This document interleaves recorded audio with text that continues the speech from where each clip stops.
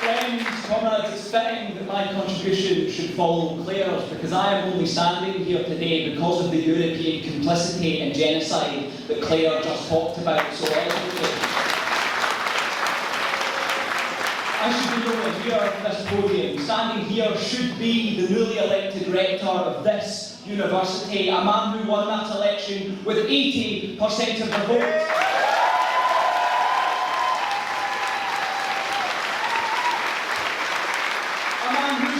On a platform of resolute and unwavering solidarity with the people of Palestine. A man who promised to take this university's money out of the arms trade, because that arms trade has no place in our schools or university campuses.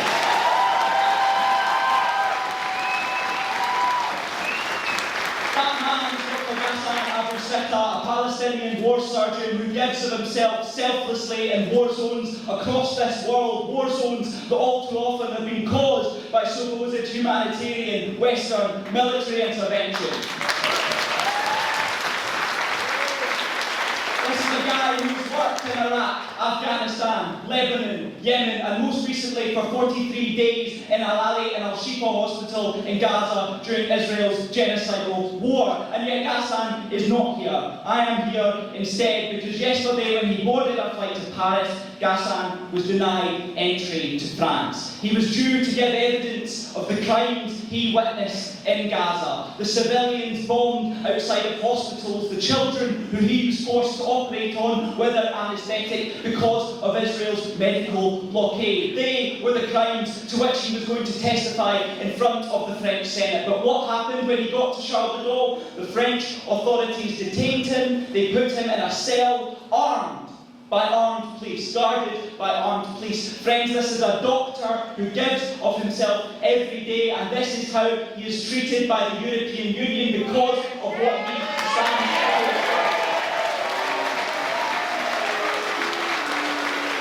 He had his phone taken from him, unable to contact his lawyers, and as Stuart said, this is no new occurrence. The day after his rector installation at this university last month, Ghassan boarded a flight to Berlin where he was due to speak at the Palestine Congress. He was detained when he arrived in Germany, and they imposed a ban on him entering any level of political activity in the Schengen area, and it is that which the French enforced yesterday. Not to be deterred, Ghassan attempted to join the Palestine Congress that he was speaking at in Berlin via video link. And what did the police do as he entered the Zoom waiting room but storm the Congress? Yes, the police dispersed the entire conference, leading away Jewish anti-Zionist activists in handcuffs. Friends, this must be a mask-off moment for the European Union. There is no progressive veneer for something that treats Palestinian doctors this way.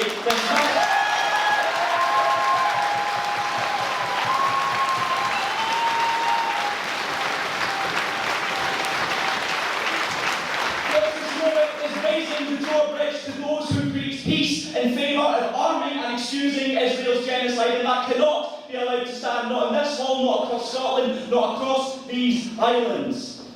This, as I say, is a mask-off moment. 50 years ago, Aimé Césaire wrote that Europe is indefensible, and what he meant was that the violence that the European Union and the UK and countries across the West export around the world to Europe, to Asia, and to Africa, and to Latin America historically will always return to haunt those countries in the form of repression, and that is what we are witnessing, the repression of Palestinian doctors who stand to give evidence of the crimes they have witnessed put in prison cells. Europe is indefensible. Civility, the supposed enlightened Europe has been undone by its barbarism, and that is what we are witnessing. Only last year, the European Union's foreign policy chief, a guy called Joseph Borrell, gave a speech in which he called Europe the garden and the rest of the world the jungle. This is the real face of the European Union. We are watching it unfold at the borders of the European garden. Migrants who flee Western war zones in Iraq and Afghanistan are pushed back and drowned by the European Border Agency. In Europe and across the West, we tolerate the oppression of people in Palestine and around the world for as long as it doesn't come anywhere near our borders. And that is to our shame, and it is why anti-imperialism and why the Palestinian struggle must be at the heart of the trade union movement, not just today, but every day. friends. And that is what the message we have to take to you.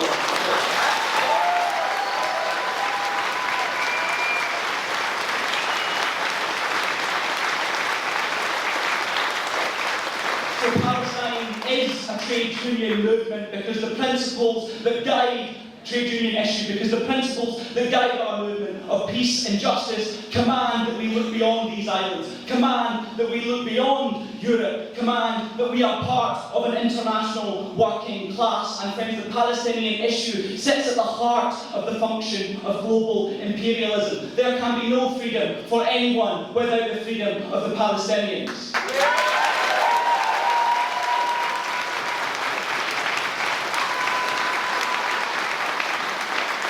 The weapons used in Gaza today will be used in Asia and Latin America and Africa tomorrow. For capital, the Israeli illegal occupation of Gaza is a testing ground. These arms companies sell their weapons at higher prices because they are, quote, battle tested. That is not something our movement can stand for, and it's something we must oppose. In Israel, Western police forces around the globe send their police forces to Israel to be trained in the techniques of repression that come to haunt workers around the globe. And that is what we must stand against. The profit that the military-industrial complex depends on needs the occupation. It needs a permanent cycle of violence in order to survive, and that is why Palestine must sit at the centre of our struggle, because our world, the world we strive for, the world where we hold everything in common, cannot be built without a free Palestine.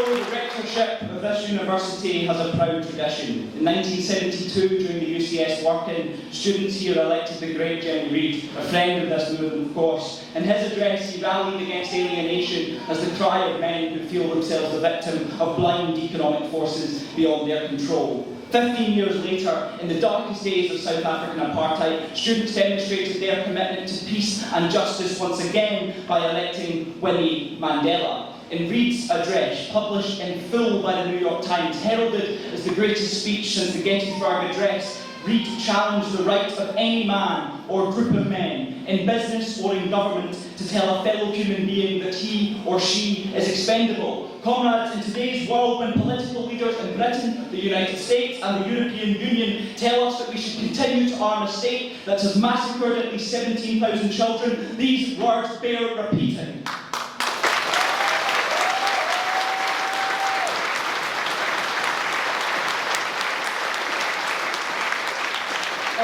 As Derek said earlier, this city has a darker past, and this university is no exception. 3 decades before his 46-word declaration announced the British government's support for the settler colonisation of Palestine, Arthur Balfour was appointed Lord Rector of Glasgow University in 1890. 130 years later, Dr. Abu-Sittah's election buries Balfour's legacy.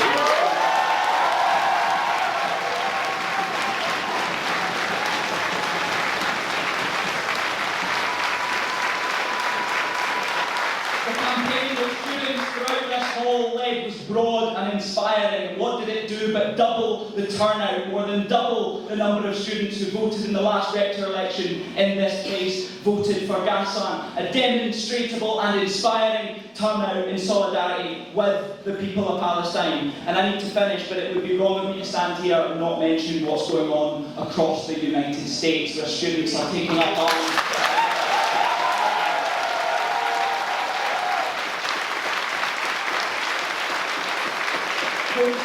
Yesterday marked the 54th anniversary of the Kent State Massacre, when 4 students at Kent State University in Ohio were killed by the National Guard. They were protesting the expansion of their country's war from Vietnam to Cambodia and protesting the imperialism of their own government. Mark Twain said that history doesn't repeat itself, but it most often rhymes, and we can see it rhyming today because the violence that the US exports to Gaza has returned to Columbia, where students, Columbia and UCLA and campuses across the United States, where students have machine guns trained on them by police officers, and we have to send our solidarity to those US students today.